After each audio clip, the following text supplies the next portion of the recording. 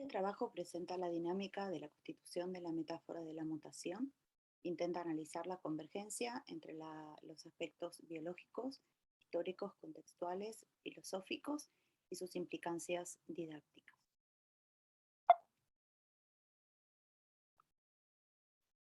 El trabajo es parte de un proyecto de investigación eh, que se llama Las grandes metáforas, un examen filosófico de su convivencia en la enseñanza y la comunicación de las ciencias de la Universidad Nacional de la Patagonia Austral.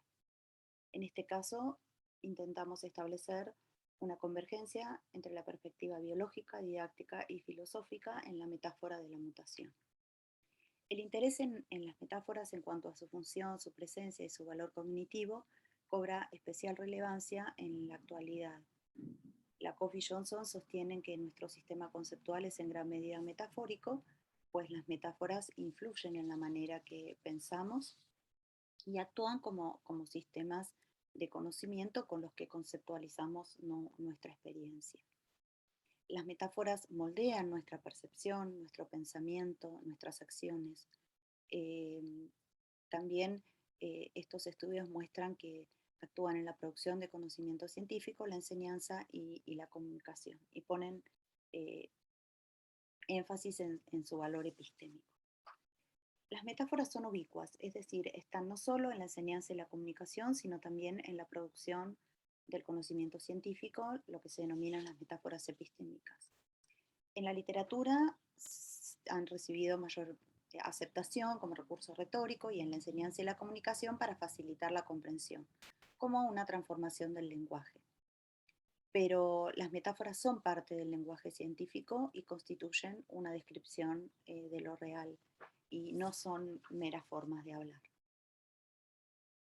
Un ejemplo que damos es el ejemplo de la constitución de la metáfora de la mutación, eh, iniciada por Debris en 1901, en el que él intentaba, bueno, un botánico neerlandés que utilizó el término para designar cambios cuyos efectos eran la aparición de rasgos nuevos en la especie oenotera, en prímulas.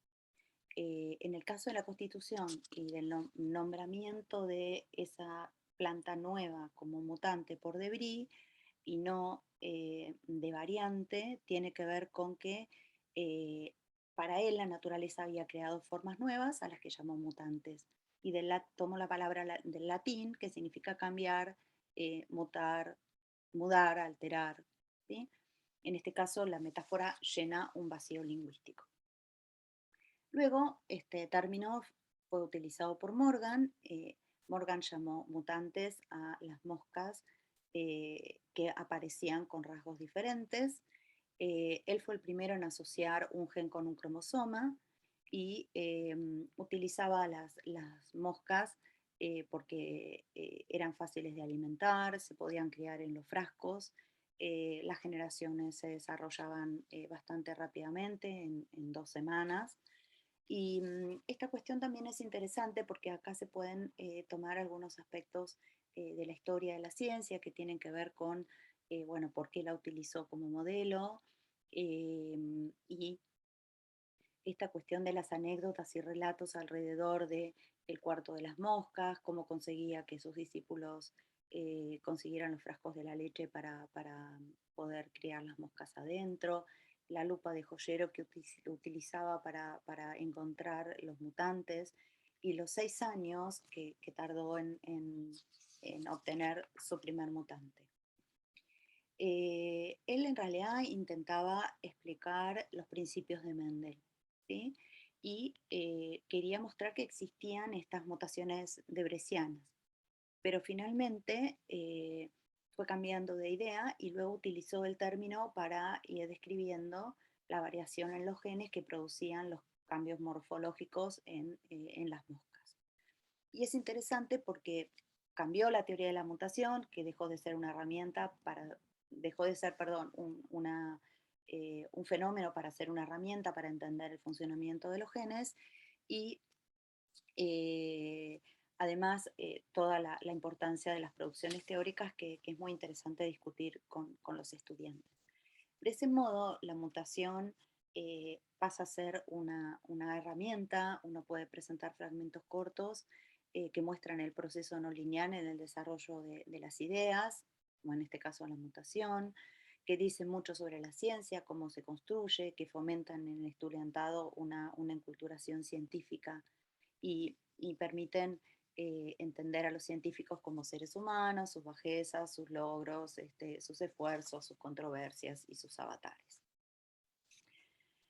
Finalmente, reflexionar fenológicamente sobre lo que ocurre cuando se crea una metáfora desde el punto de vista del lenguaje, su relación con el contexto y el uso en el discurso y su evolución histórico-epistemológica, permite comprender aspectos de la ciencia que de otro modo quedarían inadvertidos.